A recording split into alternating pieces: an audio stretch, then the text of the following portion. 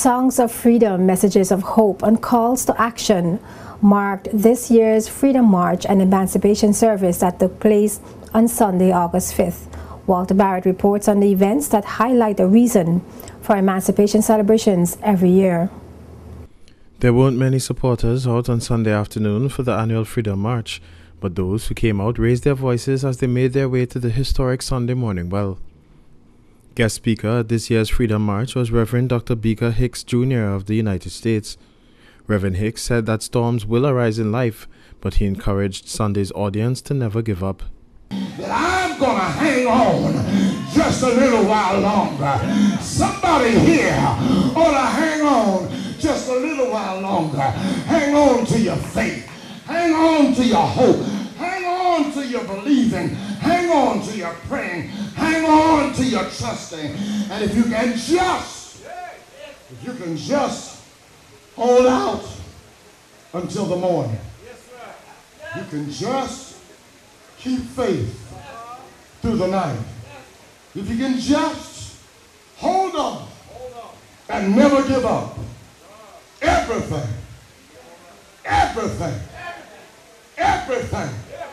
will be all right. Chairman of the VI Heritage Month Committee, Reverend Dr. Melville Turnbull, highlighted the importance of teaching today's generation that the freedom they experience today was not always there. The celebration is about the next generation, generations yet unborn. We've got to leave a legacy that says to our young people, we were not always where we are. We did not always have what we have.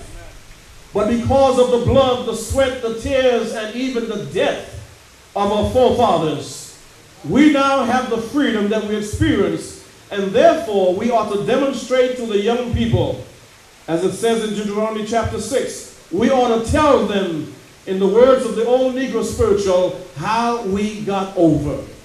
And we have a rich heritage, and I want to suggest we must celebrate. Also at the site, which for years has been heralded as the place where the Emancipation Proclamation was read for the first time on August 1st, 1834, granting all slaves in the BVI their freedom, the Emancipation Proclamation was historically reread by Dwight Pickering.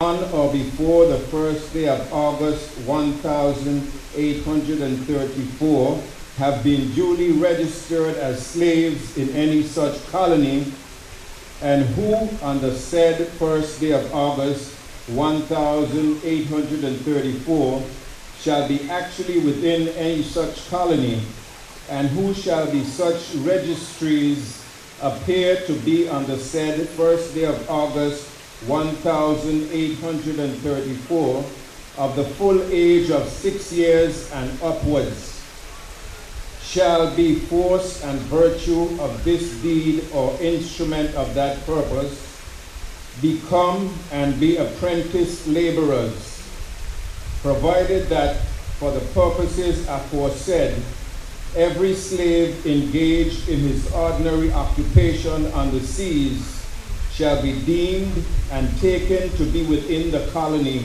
to which such slave shall belong.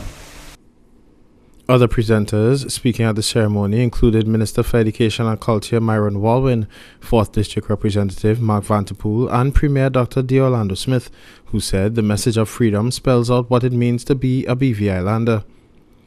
Then on Monday morning, a small group gathered once again at the Central Administrative Building for the sunrise service, where Reverend Hicks Jr. delivered a short message on God's providing power. The sunrise service ended with a song, benediction, and a brief meet and greet at the complex. This is Walter Barrett reporting for JTV News.